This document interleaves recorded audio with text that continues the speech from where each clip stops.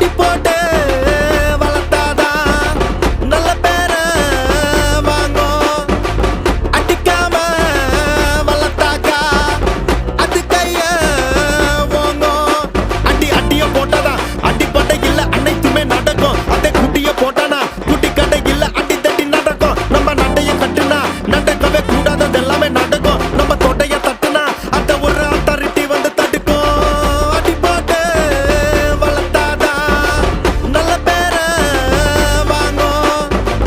அடிக்காம வளர்த்தாக்கா அது கைய ஓங்கும்.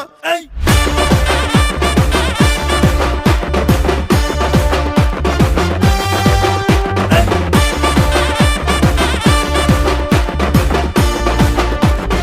ஒன்ன சத்து சத்துன்னு அடிய போட்டு விட்டுருவேன். என்ன சண்டைக்கு கூட்டாமும் ஒன்னா பந்தயம் போட்டு